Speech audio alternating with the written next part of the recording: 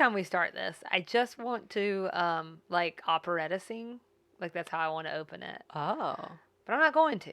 You threw me for a loop by not saying, "Hey, Nikki." I know. Oh my gosh, now I don't know if I can get my feet back under me. I was wanting to do more like a Figaro. Okay. Figaro, huh? Yeah, you know. I do know. I know you know. And if you're a millennial of the elder nature, You know as well. that's right. And if you don't know, then my Figaro's not very good. Mrs. Doubtfire, my friends. Watch it. Yeah. Check it out. Give it a gander. 1993. Woo, what a year. Jump around, I say. Jump around. Deep cut. The goats are eating my begonias. My begonias. I just love what she says that. That's a good movie. I might have to go cue that up. You should. It is a good movie. Well, speaking of good movies, and just maybe possibly my worst opening ever, we have been doing the Bernard Pivot questions. So We have? yes, Yep. who inspired James Lipton's Righto, questions right. inside the Back Actor with you. Studio. Mhm. Yep. So our next question on the list is, if you were reincarnated as some other plant or animal, what would it be? Ooh, good question. Do you already have an answer? I've got my like without thinking too hard about it. Yeah, I think it would be a house house dog. absolutely, They have the best life. absolutely, like a rich person. I was going to say or just you really don't even have to be a rich. It doesn't have to be rich. People really take care of their I pets. just want to be loved. I want to be my dog. Yeah, a well cared for, well loved pet. Right. Mm-hmm. Yep. 100%. They can I look at my dog during the workday. He finds a sunny spot and just lays in it for hours. Yeah. And then I stand up from my desk and he walks over to me and waits for his walk. And we go walk together. And he sniffs things and he goes to the bathroom and he's happy. Now he's so old that he can't hear us anymore. So in order for us to get him back in when he goes out into our backyard to go to the bathroom, we have to treat him every single time. That's the only incentive we can give him to get him to come back in, which is unusual for us. We're not big treaters because we don't want him to gain weight, but because he's a little dog. But we do treat him every time he comes in now. So he gets a treat every time he goes to do the thing he's supposed to, which is just the dream, right? Yeah, sure. Every time I get up and go to work, I just want a treat. And I guess you could say my paycheck is a treat, but whatever. I want like a donut. You know what I mean? Absolutely. Although, like, I think, like, I understand why dogs want table food. Yeah. Oh, sure. Every time I'm like, Sure. no, man, I get it. I'm sorry. This feels like really unfair, honestly. Yeah. Yeah. Here's your kibble, friend. Yeah. And then you accidentally take a whiff and you're like, My It's no good. dog's life got markedly better after we had kids and stuff started falling onto the floor. And so Oh. he's had a lot more in the last couple of years than he ever had up to that point. and they're giving him ice cream under the table. This is what I'm saying. You know what's happening. Dogs have the Because best it's not just life. dropping it. Right. There. Yeah. I'm sure. Yeah. Not Here, when lick- I'm watching. Lick my ice cream cone. Now I'll lick my ice cream. Let's lick the ice cream cone together. That's disgusting. Yeah. That's gross. And I love my dog. I feel like can we also try and tackle the plant? Because I think that's an interesting Oh, one. Like if you're shoot. going to be reincarnated as a plant. I think I'm going to go wisteria. There's no real nice. good reason except I love wisteria. And I think I love it. One, it's pretty. Mhm. But also it usually shows up at the very beginning of spring and it's only there for a minute. So it's kind of like a Girl Scout cookie. Like you don't get to see it that often. And so it just makes it more special. I get that. Yeah, so I think that's what I'm going to go with. I'm torn on whether I want to be a flower that comes from a bulb because you get to hibernate for half the year. That's pretty sweet. Yeah. That or a magnolia tree because you get to be part of life year round. Right. That's And very then you get southern to of you. flower twice a year. Right. So I'm torn. Those would be my two. I thought you were going to say sunflower. Oh, I don't think sunflowers are very pretty personally. Oh, really? Yeah. But they're so neat. They are very neat. A morning glory is a flower I'm obsessed with because they only open in the morning. I'm literally not sure I know what those look like by total I think recall. they're kind of blue. They're very pretty. The important thing is they only open in the morning. And I'm fascinated by anything that does like that, right? I'm also fascinated by a Venus flytrap. Okay, I see them. I used to have a Venus flytrap. They're fascinating to me. You can put your finger in a Venus flytrap and it closes really slowly, so it's not like snapping you in there, but it will totally close and try to digest you. Yeah. I'm fascinated. I was also wondering if you might say Venus flytrap, just because I think that's an interesting answer. See, my other answer, because I'm petty, would be poison ivy.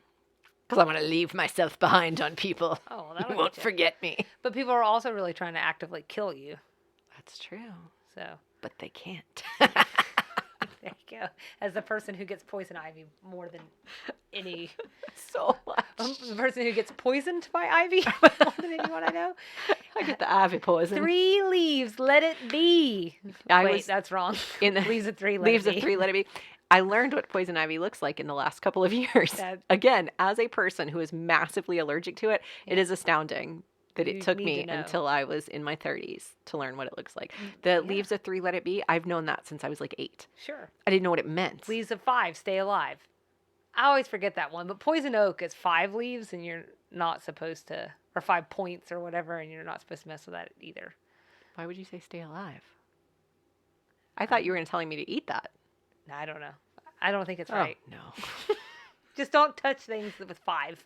3s or 5s. Are you revealing to me how you would do on the wilderness experience? Oh, like this terribly. week's episode? Yeah, go ahead and pivot us there, because I would probably die. Casey watches Naked and Afraid, and Naked. No, he watches Naked and Afraid. No, Selena watches Naked and Afraid. Well, yeah, because they're out there and they're up to something they shouldn't be. Call back. But he watches that show, which I think is, I'm sorry, you don't get any money. They drop you off. You don't get any money? No, they just drop, it's like bragging rights, I think. And they drop you Lame. off somewhere like and you're naked, and they give you like 2 sticks to rub together. And it's like all the harshest places on the planet. And this sounds terrible to me. Everything about that sounds awful. I would die the first day.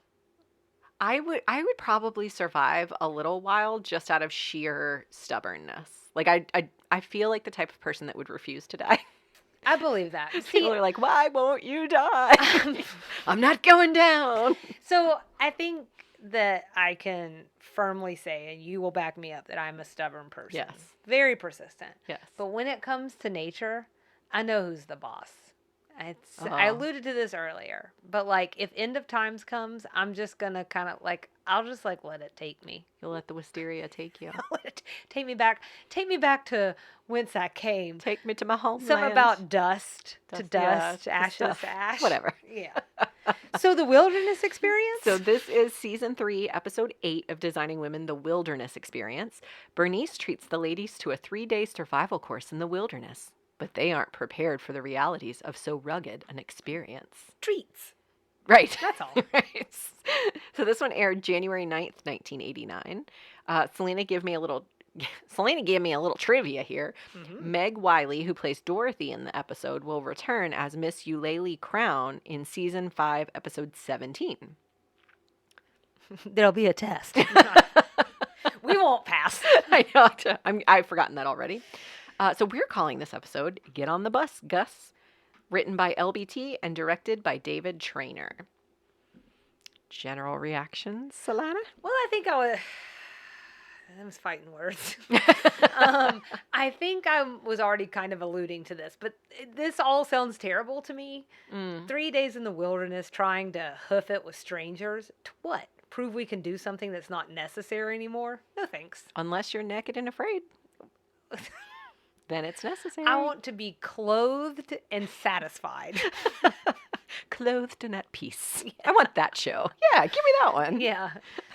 I think that's called Life of a Dog, where's except the clothes part. Right. Where's the Danish art of coziness experience? That's what I wanted to be involved in. What about you? So I don't think, and you can keep me honest, I don't think we've ever really seen Julia go up against another alpha female. Mm-hmm. Yeah, I don't think so. I don't think we've seen that. So I think this was a new look into her personality. Yeah, I think the closest maybe is the killing all the right people woman. Yes, that might be true. Imogene. Spoiler alert. I hated it.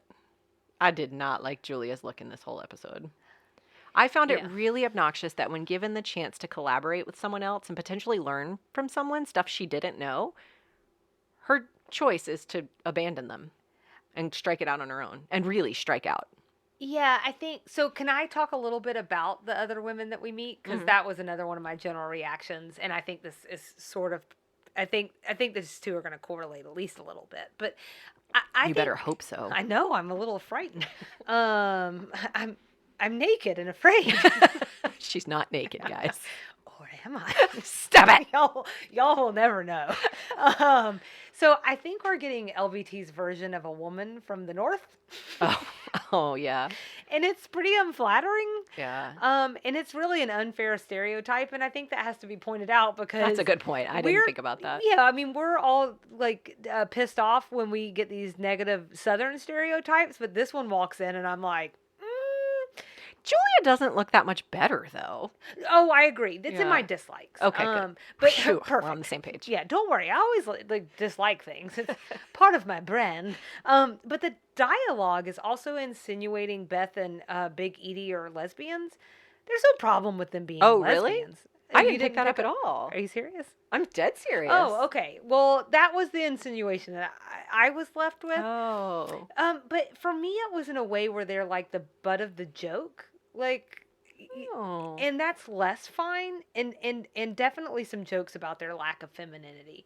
So I definitely felt that. yeah, I think I was reading it as this was their, like, quote unquote letting their hair down, but maybe putting their hair in a ponytail. I don't know how to describe it, but like this is when they sort of become their, I didn't read it that way, but now that I'm saying it out loud. go watch it again and tell me what you think with that thought. I mean, I definitely felt the playing up their masculinity. But not in a sense I didn't interpret that. Although maybe in the 80s it would have meant that. I don't assume that about people. I think it was also it being in the 80s. So I don't assume that just because a woman chooses to dress a little more masculine or carries herself in that way. I don't assume that correlates to her sexuality. No, I don't either. And so I think for me watching the episode, that didn't register with me. Now that you're saying that, if I put on my 1980s glasses, maybe it does. You got to put on your 1980s glasses. I thought this was just their chance to let it all hang out. And if LBT didn't feel that way and that wasn't the insinuation and I picked up on subtext that maybe wasn't there, then my apologies. But it felt like a stereotype of multiple layers to me and not a kind one. Yeah. I had what my next one is a multi-layered. Well, I only have one more. Okay, yeah. And that's that I want to be on Bernice, Charlene, and Suzanne's side of the trip. Yeah, they were having fun. They were having way fun. They were having a good time. Like super fun. I want to do that with them. Totally agree. There were s'mores involved. I mean, do you need anything else? I don't think so.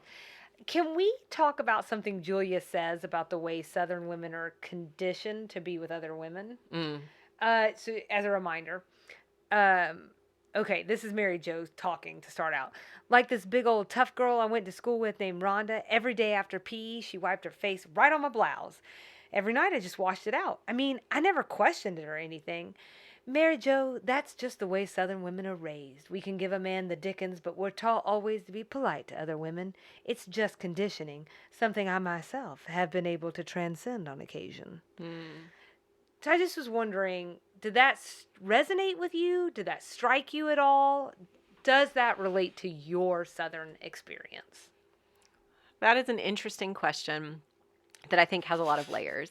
And I love being asked on the fly. No, I don't think it's ever, I don't remember being conditioned or having it ingrained in me that you act a certain way with women, other women. But the idea that you are like just polite to everybody, that definitely, like, you don't get into it with people that you don't know, casual strangers. Like, you don't challenge them, you just sort of let it go. It helps that that's my personality anyway, that I'm just sort of like, whatever, you live in your world, I'll live in mine. But I think that was conditioned. In terms of how we interact with other women, I think it's just the female experience that in our country, that there's not room for all of us. And I think as women, we're raised. Turned into Hunger Games. Exactly. We're conditioned to believe that there is this like scarcity that's happening, just whatever it is. If it's jobs, if it's men, if it's education, there's only room for so many of us at the top. So we have this way of tearing one another down, but we're women, so we do it in a nice way. we don't tear each other down openly in the way that I think men might. That So- feels especially Southern, I think. I don't, This so I idea don't, of like a non-aggressive aggressive. yeah, right. So I don't know if that Uh, answers the question. I think but it absolutely does, and I think it was a very nice on the spot answer. I think I'm the same. yeah, I definitely believe in social and societal conditioning. I don't even Right. know that's up for debate. Debate, Like yeah. that's a thing. But I'm not sure my experience is what Julia described. yeah, I think my, was the same as yours, which was you need to be polite and respectful to everyone. right. That is when you're learning those lessons, you're a child, so obviously that is pointed a lot towards adults. Mm-hmm. I do think one thing that's different about the way I was raised is that I was taught from a young age that it was okay to tell all people, really, regardless of their sex or age or anything, how I felt and how their actions made me feel. And I actually think that's different for most kids. I think that's different for most people. I don't know if that was ever. I do not tell people how I feel, and I don't know if that's a product of my raising or if it's just. I don't know where that comes from, but I have been struck on several occasions watching my daughter in particular because I watch her through the lenses of another woman trying to like, is there some way I should be guiding her differently or better and make sure that she's picking up on lessons or not picking up on those societal cues that I don't think are necessary. And I am so impressed watching her interact with other kids and how blunt she is. Like, not in a rude way, but just like, nope, I'm playing with that right now. Thank you. Like, I'm so impressed with that. And I hope that's something that we can continue to cultivate in her because for me, I'm more likely to just be like, oh, whatever's fine. Whatever you want's fine. That's fine. Yeah, sure, you can have this. And she's just like, no, thanks. I'll play with it myself. And I just love that. And I Yeah. hope she can keep going that way. Well, I think it already says something that you're watching her in that way and wanting to be a guide for her. Like that's It's my job, man. it's That's what I'm pretty here for. beautiful. Yeah, but I don't know all parents look at it that way. Yeah. And quite especially like navigating things as a woman necessarily. Right. But maybe all women parents do think that. And maybe I need to shut up because I don't know. I don't know. I honestly, it's not something you just get into conversations with women about, but I think my mom told me a long time ago that like as a parent, your job is to make your child's life even just 1% better than yours. And so I believe based on stories my mom's told me that she was very successful in doing that for me. Mm-hmm. And so I get the benefit of being part of a generation of women who are building on women before us who have said, this is an injustice against women. You guys are seeing this, right? We don't have to live this way. So now I get the benefit of seeing that, benefiting from that, and then getting to take it a step further and apply it to my daughter in ways like maybe it wasn't applied to me. So Sure. like we didn't have the same opportunities in, science and engineering that men did necessarily because of the way we were conditioned in school. Yep. So I know that. And now I can look out for that and say like, no, it's cool, man. You're allowed to do that if you want. Take that coding class. Exactly. Take all those coding classes. Right. Yeah. Yeah, for sure. We want to talk about strays. We do. I got one fashion note. Okay. That neon jacket and leg warmers outfit that Charlene was wearing at the top of the episode. Does this seem familiar to you at all? This little number? It does seem familiar. Wowza. That's all I Yeah. have to say. I think I owned a jacket those same colors at one point in time. Maybe was it a starter jacket? Yeah, it definitely looks like something I left on the playground one time. Wowsy. Yeah. It's a whole vibe. And it looks It's like that those neon pink and blue of the 80s. that like teal blue. It looks like the Igloo coolers. They're coming back now with like 80s vintage or early 90s vintage Igloo coolers. Perfect. That's what this looks like to me. Yeah. That was one of my strays.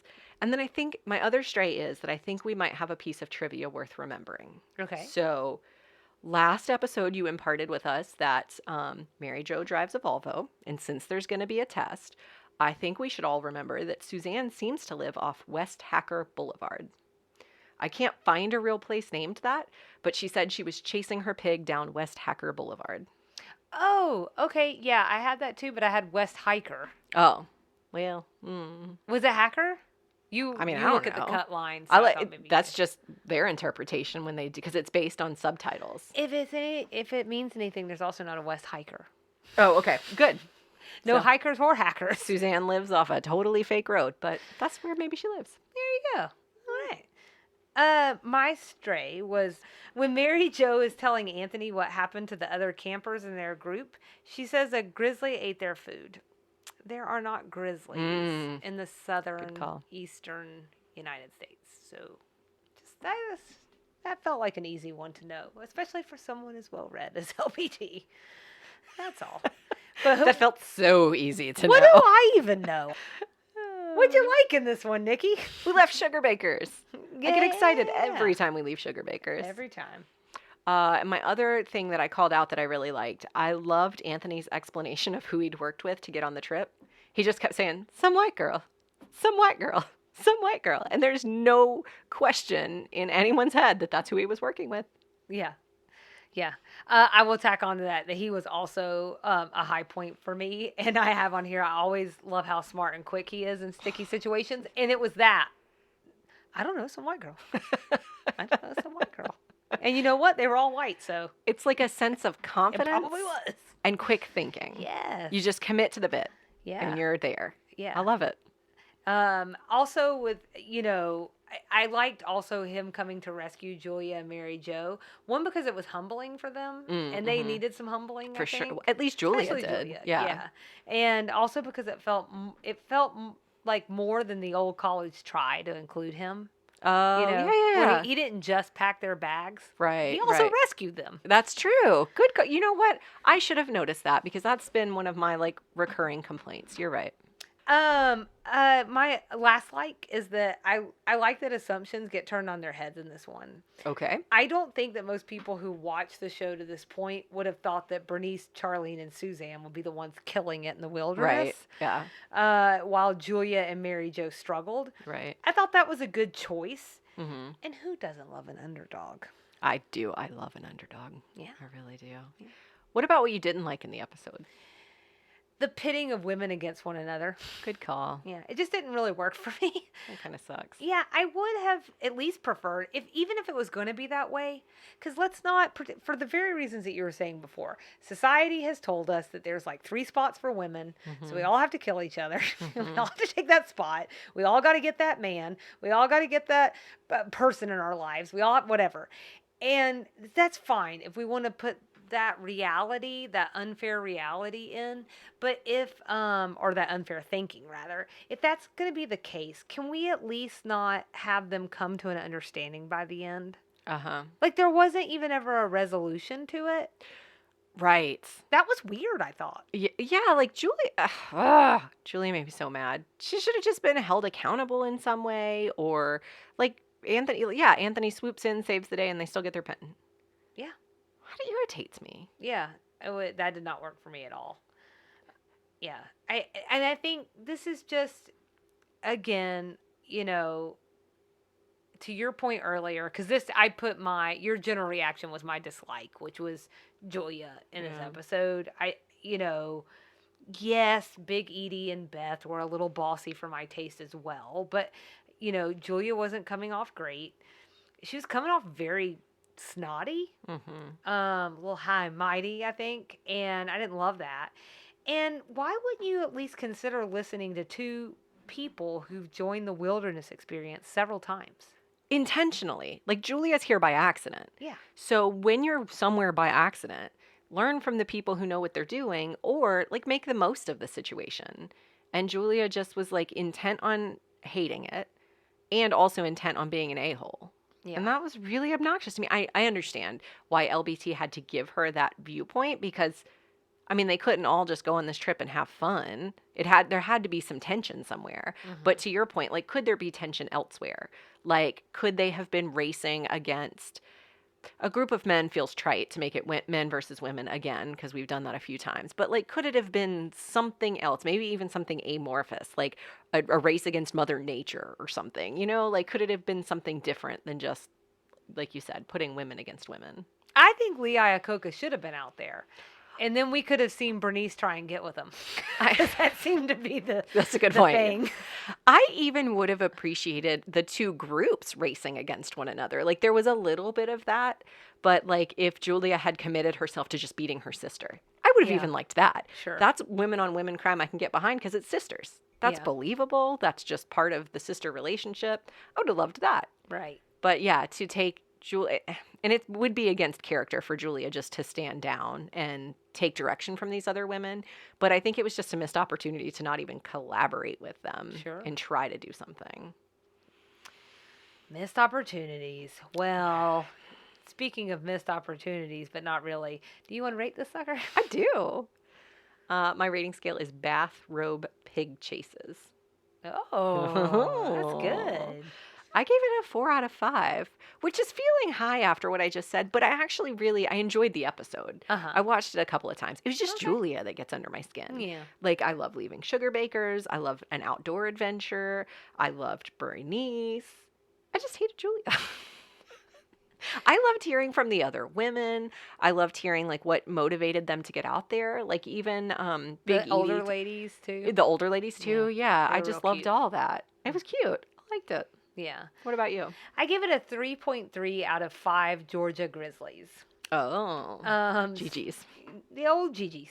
The premise was a great one. Mhm. I like that, but the execution just slightly off. I wanted more time with Bernice's crew, Yeah. who was really taking care of business, and I wanted less time with Mary Jo and Julia, for all the reasons we've discussed. Right.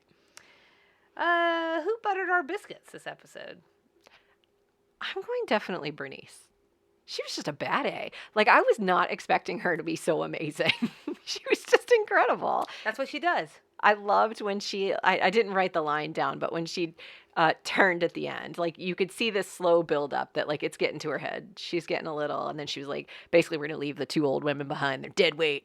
We're going Yeah. to take over the world. That's right. I think if we had had maybe 8 more hours in the wilderness, it would have turned into Lord of the Flies. Sure, right. Yeah. So we were at a good cutoff point for her power, I think. Yes, it was a little too much for her. But she's just, she was also my choice, because she's just the best. And Yeah. because you just don't underestimate her.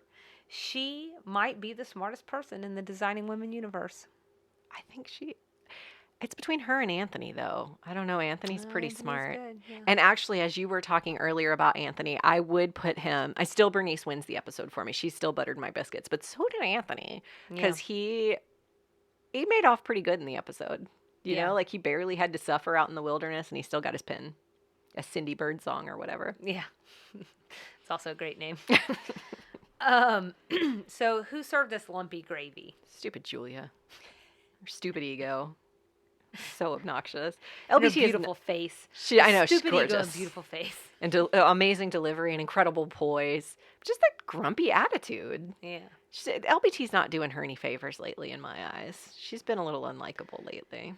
It's been a couple of bad episodes, I think, for her. Mine was Julia and Mary Jo. Just they had a You put Mary Jo in the category? well, but hold on, this is because I just think they had a pretty rough go at it. I'm like, how dare you? I'm bucking up. I'm like Mary Jo's like my favorite character. She's a delight. So like it's more of this idea of similar to the last episode when I just boiled it down to the things that happened to Suzanne. If you just boil it down to the things that happened to the two of them, they're fighting with these women, their tent collapses, their food gets eaten, they get lost. And even though Anthony rescues them, when they get back, they have to face the fact that they've been bested by Bernice, Charlene, and Suzanne. I think they've got some lumpy gravy over there. Yeah, that's true. Oh, my gravy lumps. Grump My lump. lovely gravy lumps. Grave lump. Gravy lump. Yeah. Whatever. Perfect. 80s things. Just had one, the reference to Julia as the Terminator. Oh, Terminator's very 80s. Yeah. And a classic Designing Women reference at this point. Yes. Mine was the whole genesis for this episode. The idea of a women's wilderness leadership retreat. I'm sure some form of this hellscape still exists, but it just seems like this time period is the beginning. You know, sisters doing it for themselves. You know, I don't take away my leg warmers or my briefcase. Here's my shoulder pads, and I'm going into the wilderness, and I'm gonna kill a bear. I don't know. It just seems like it all fits together. How about some Southern things? We had a Deliverance reference when Julia and Big Edie are around the campfire. Really should have put that on the bingo card. Yeah, maybe the next iteration. Yeah. Because somebody's going to win eventually. Somebody is. Miss Atlanta Arboretum was a title that Suzanne said she had. It's a funny title, but I don't think it's real. It's not that I could find. And thank you for pronouncing that. You should have seen me try. I'm like, Arbitorium? Oh. Arbitorium? What's happening? Arboretum. The Waltons I put under Southern because I've never actually watched this show. My parents love it, and they will be like on the floor if they ever listened to hear that I haven't. But Charlene says the two old ladies in their group remind her of the two ladies in The Waltons. It's a TV show about a rural family in Virginia during World War II and the Great Depression. What you should all know about it is that at the very end they say, "Good night, John boy. Good night, so and so. Good night, so and so." And it was a very popular ending to a TV show at one point. There was a piece of trivia somewhere in something I read about like how popular of a statement that was. It was everywhere at one point in time. Right. And then, Also on CBS. So. oh, was it? Mm-hmm. Oh, good call. My last one was Ledford Mountain. That's where Bernice's group planted their flag. That is a real place. Or two real places. There's a Ledford Mountain in Union County, Georgia, and one in Yancey County, Georgia. Oh, two? Two? I don't know. Huh. We just do what we want. Well, that sounds good. I always want to do what I want. I think my only other Southern reference is Virginia, because that's where Dorothy and Evelyn are from. Oh. Um, The Waltons are from Virginia. That's right. And Blue Ridge. So maybe there you go. Something there. Mm. Something there in the water. How about references we need to talk about? A pith helmet. That's Oh. what Mary Jo says Bernice is probably sitting around wearing while she waits on them. Right. It's otherwise known as a safari hat. Uh-huh. You remember the bad guy in Jumanji? Mm-hmm. That's the hat. Mm-hmm. So there you go. There you go. And the second one I had was Lee Iacocca. Okay. I'm going to guess your notes are more detailed than mine. We'll see.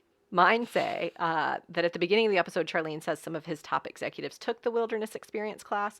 Googling told me he is or was an American automobile executive, best known for the development of the Ford Mustang and Ford Pinto cars while at the Ford Motor Company in the 60s, and for reviving the Chrysler Corporation as its CEO during the 80s. He was president and CEO of Chrysler from 78 and chairman from 79 until his retirement at the end of 1992. He was one of the few executives to preside over operations of two of the big three automakers. It's more than I had. Ah!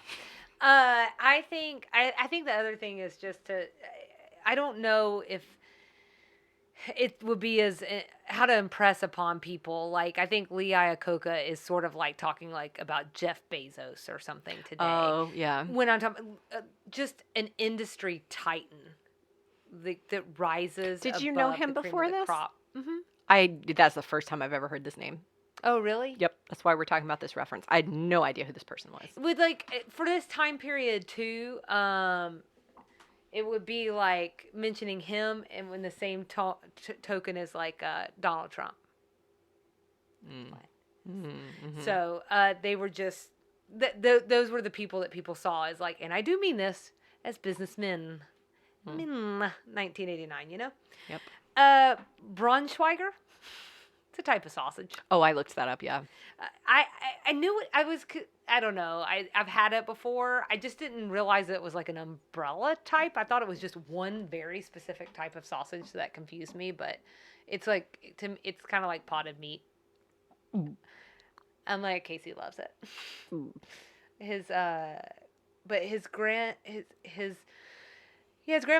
is Polish, and that was a big treat for them to eat that regularly. Oh, good. I'll have it for our next theme. That's okay. Our next theme day. Garment District in New York City. Mm. This is where Big Edie and Little Edie. The other one. I already forgot their names. I'm sorry. Dot, Dilly, whatever. It doesn't matter. I mean, it doesn't matter. It doesn't matter. I'm going to continue thinking about it. Yeah, I will for 5 days. So just wanted to mention that that's where they worked, but also it is a 200-year-old neighborhood in Manhattan in New York City. Its name comes from all of the fashion-related work that happens there, including design, production, merchandising, and manufacturing. Nestle's Crunch. That was a very specific candy that they used. Like, it wasn't just like random chocolate bars. So my question was this product placement? I couldn't find that, but what I can tell you is that Nestle's Crunch is something that has been product placed in a lot of different TV shows and movies over the years. But I think the reason that it stuck out to me so much is because Dorothy had like 20 bars in that bag when she pulled it out. And I was just like, why are there so many? She must have been shopping at Costco before it existed.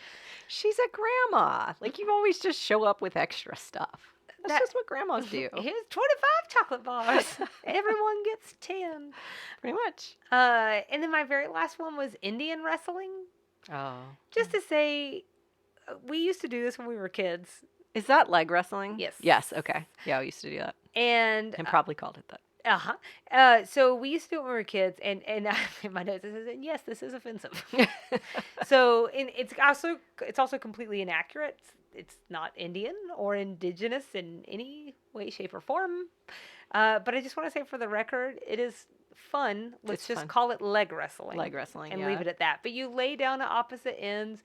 You put your opposing legs up in the air, and one person tries to flip the other one. I don't know. Everybody knows what it is. No, that's a good point. Yeah. It's just funny to hear you explain it and then do the hand motions, which no one else can see. They're very good. It's a lot of flight attendant going on It over here. is, yeah. I'm going to land that plane. I'm going to land it. That was all I had. So what'd you find in cut lines? I have 3. There was a line cut early in the episode when Suzanne showed up. Not worth repeating necessarily, but it's worth noting in case you didn't put the pieces together. She was not excited about the wilderness experience. And that line bore that out. Okay. After the ladies hear about the pen they're going to get at the end, Bernice had a cut line. She genuinely thought she was meeting Lee Iacocca and maybe even have a chance to marry him. See, this is the episode I want to see. Turns out he had just gone through a divorce and she was looking for her window into a relationship. I see you, Bernice. And then at the tail end of the episode, there was a cut line after Julia said, I told you, we'll talk about it later.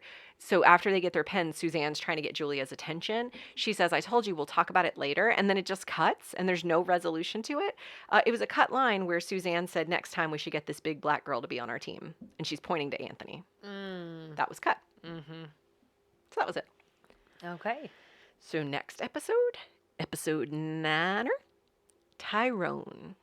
All right. So we'd love everyone to follow along with us and engage. We're on Instagram and Facebook at Sweet Tea and TV. Our email address is sweetteatvpod@gmail.com. Our website is www.sweetteatv.com. And if you visit that URL, you can find a Support Us page where you can find additional ways to support the show. But also, it's free to just rate and review us. Just tell us if you like us. We love it. Sorry, tell us that you like us. We don't really care if you don't like us. We do care. I mean, I too kind of care. much. Yeah. I care too much. I mentally can't handle it if you don't like me. It won't work. No problem or anything. It's fine. It's fine. And hang tight for Extra Sugar, where we're talking about Southern National Parks. Woo-woo. Well, you know what that means. What's it mean? We'll see you around the bend. Bye.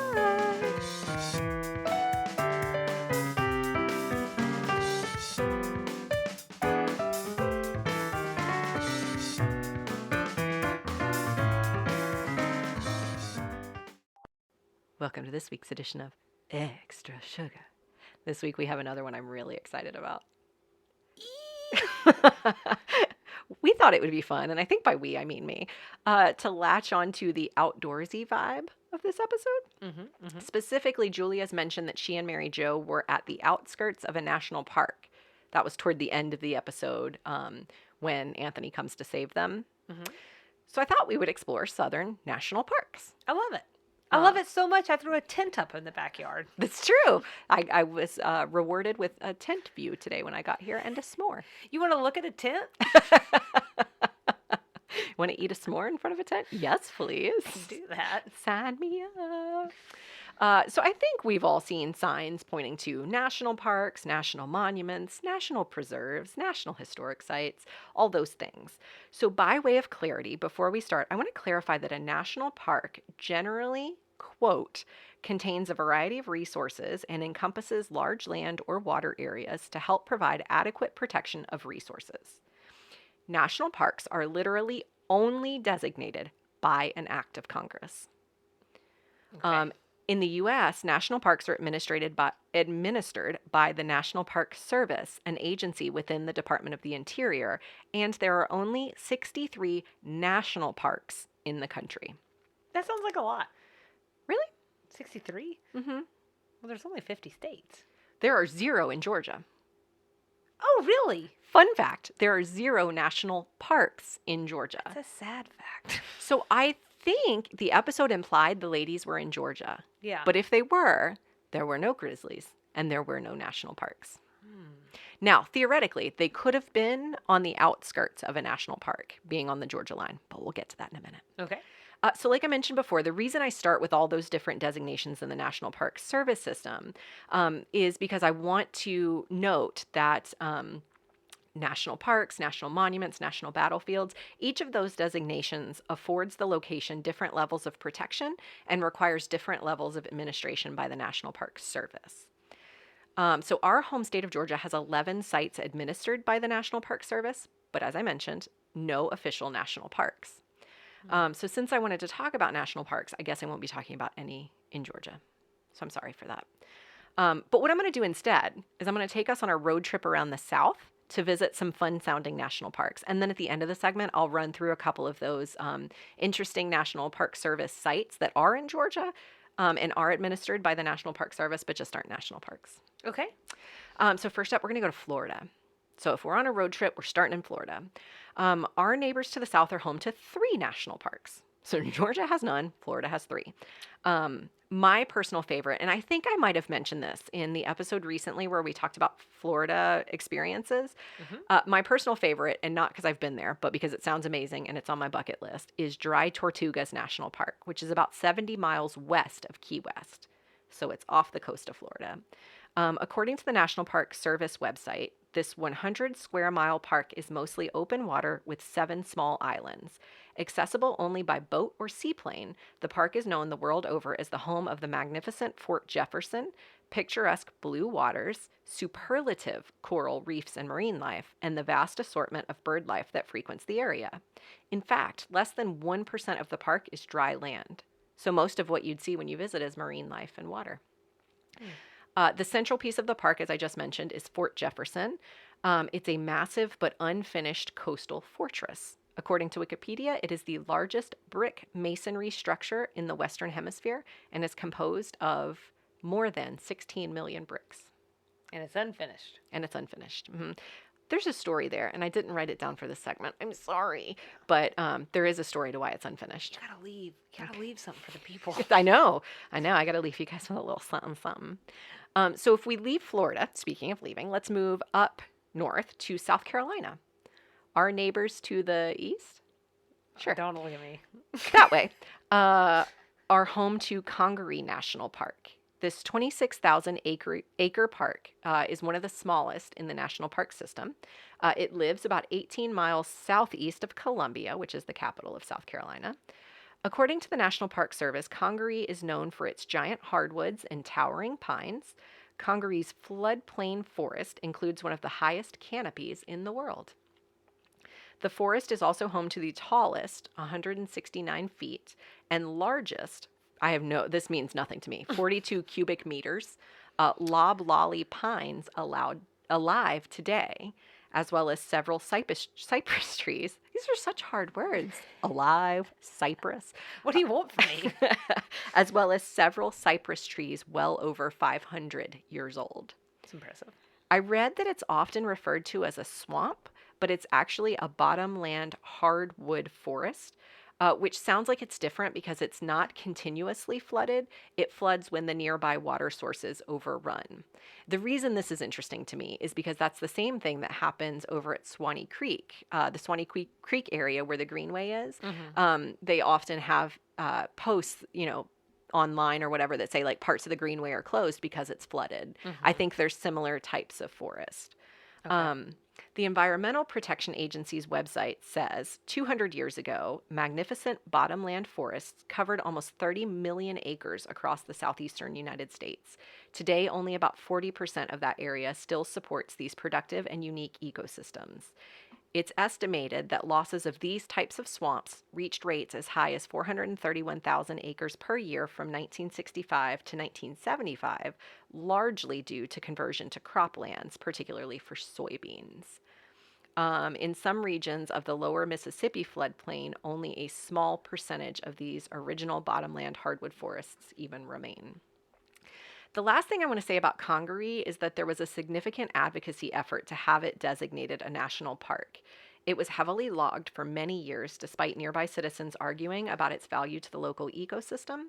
It was originally designated as a wilderness area, which is a National Park Service designation, in the late 1980s, and then finally designated by Congress as a national park in 2003.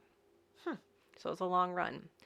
I've not heard of that one before. Congaree, yeah, I think this might have been the first time I've heard of it. So if we leave South Carolina and keep heading up north, we'd hit Shenandoah National Park in Virginia. It's an area of 311 square miles in the Blue Ridge section of the Appalachian Mountains in northern Virginia. It's less than 100 miles from D.C. That surprised me. Yeah, it's like I know what Shenandoah is, but I don't think I had any knowledge of where it was. Yeah, same. Yeah. The effort to found it began in 1901 when freshman Virginia Congressman Henry Flood introduced legislation to create a national park encompassing the Appalachians. His campaign to create the park was unsuccessful and didn't gather any steam until 1926 when Congress authorized the creation of the national park, with the exception that no federal funds be used to purchase the park. So Virginia slowly acquired the lands through a very convoluted and, honestly sounds a little dramatic process. It sounds like there was a lot and maybe even excessive use of eminent domain, which I think pretty much means they just take the land from the people. So it sounds like there's a whole backstory about people being, in the great American legacy way, just sort of being evicted from their property and the property being taken over by the state. A little sketchy sounding. Finally, in 1936, President Roosevelt dedicated it as a national park. So here are a couple more fun facts about Shenandoah before we continue on our road trip.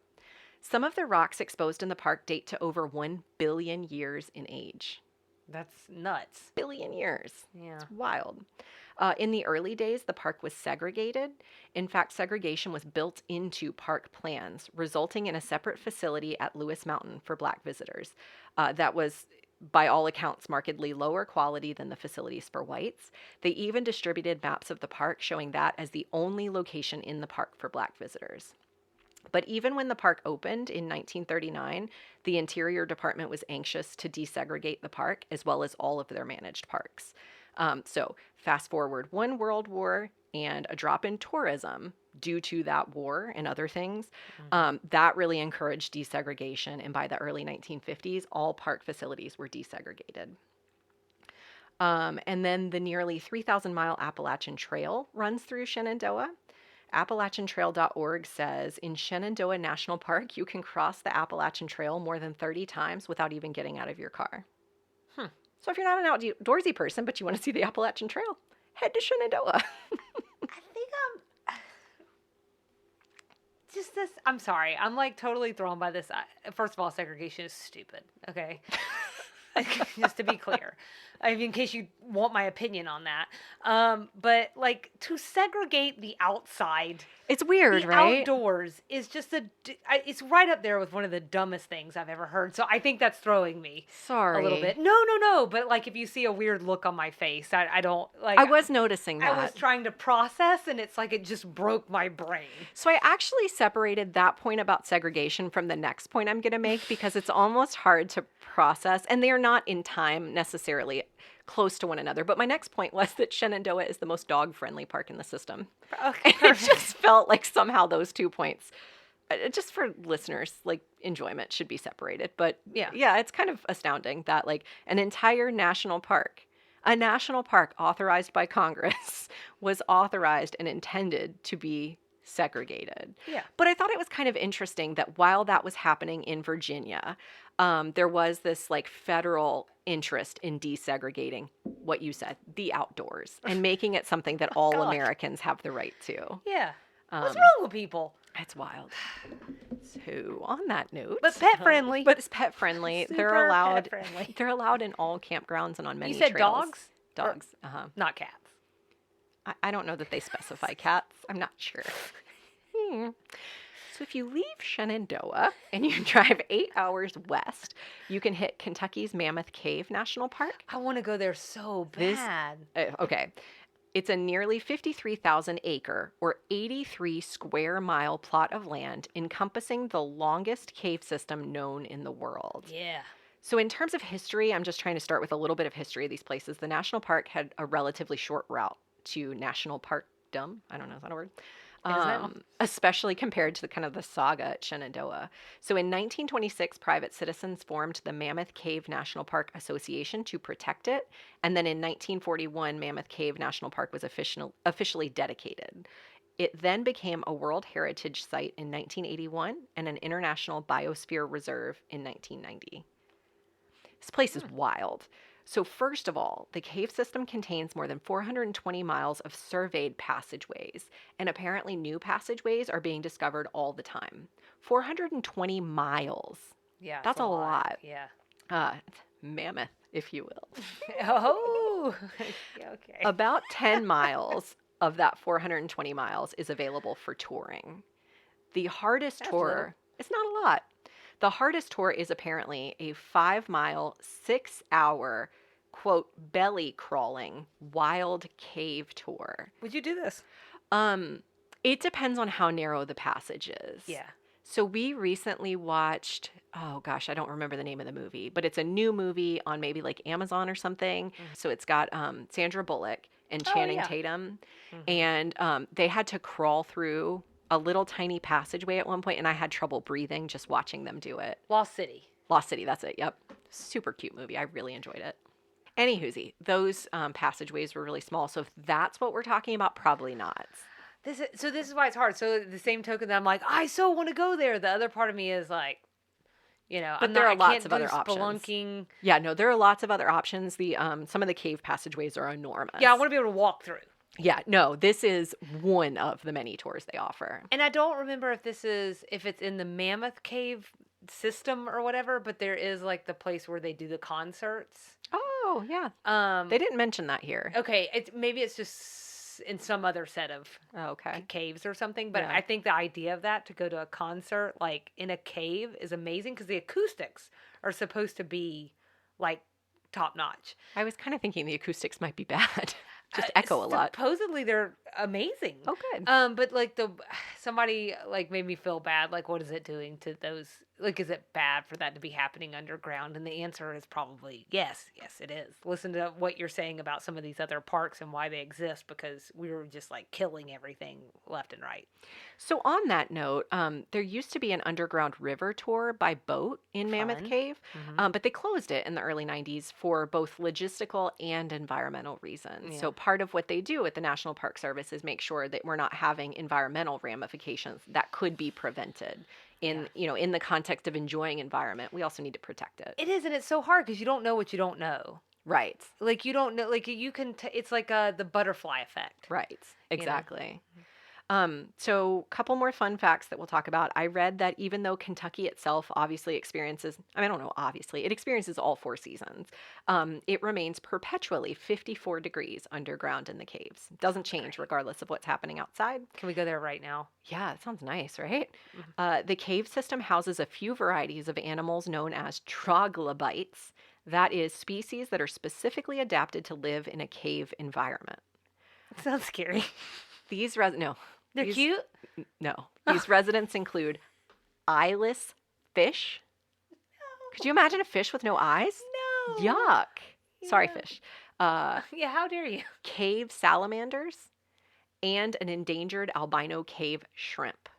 There is a shrimp living in a cave somewhere. That's I crazy. told you, man, it's wild. Yeah.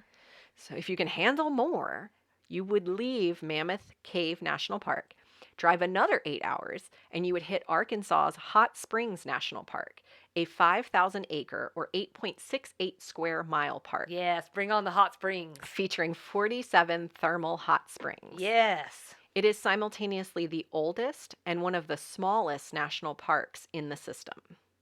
The park's earliest days date back to the creation of Hot Springs Reservation by an act of the United States Congress on April 20th, 1832. Established before the concept of a national park existed, it was the first time that land had been set aside by the federal government to preserve its use as an area for recreation.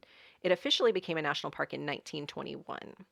The hot springs themselves have been used as therapeutic baths among non-native populations for more than 200 years, and obviously among native populations for much longer than that. Along the back of the mountains, there is a series of buildings that serve as bathhouses. This row of buildings is known as Bathhouse Row. They are collectively recognized as a National Historic Landmark as well. It sounds like all of the bathhouses are no longer operational, but some are, and you can definitely access the hot springs on a visit.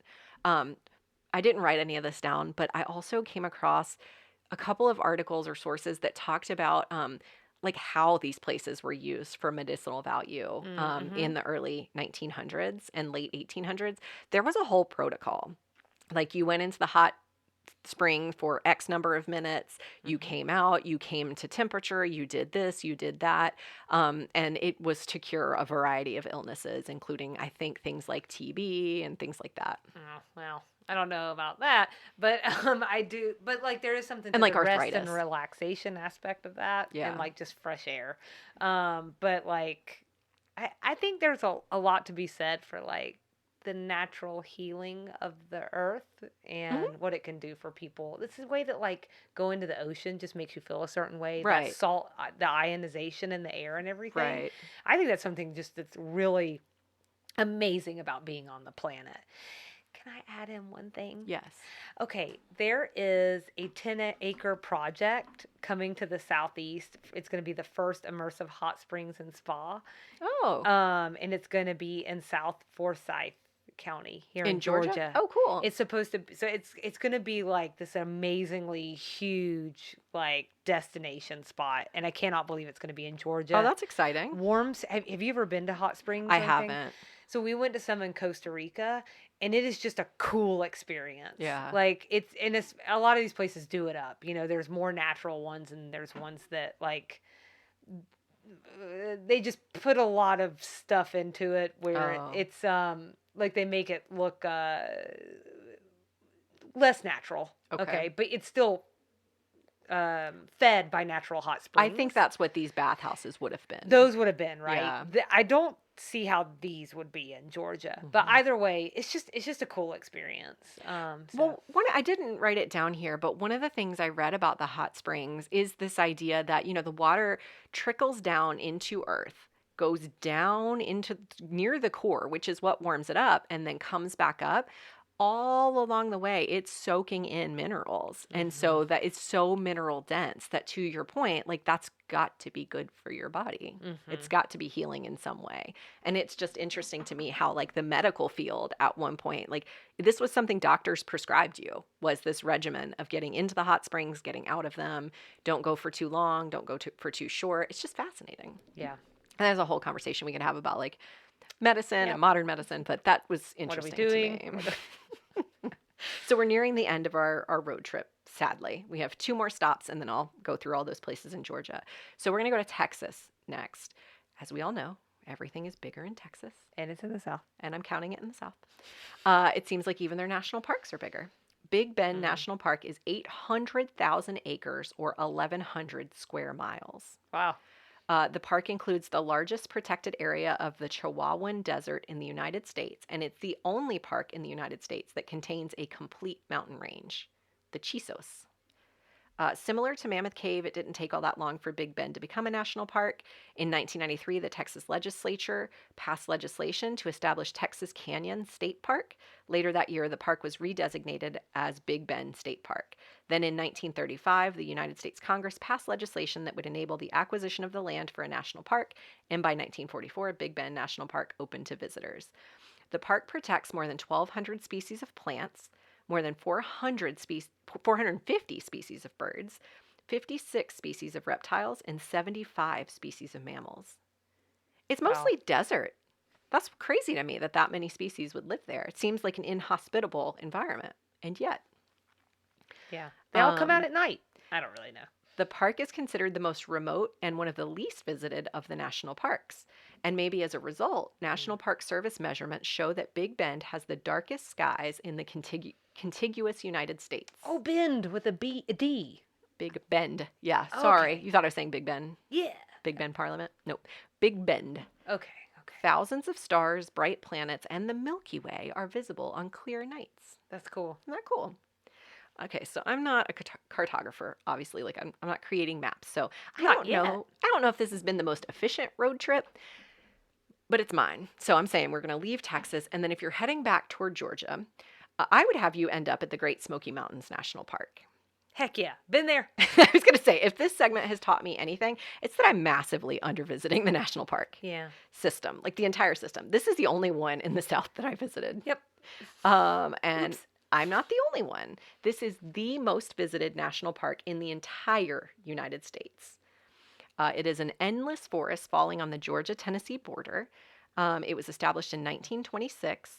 It is home to approximately 1,500 black bears, not grizzly bears, to your point, Yeah. and more than 17,000 species of other animals. Those are the ones that have been recorded.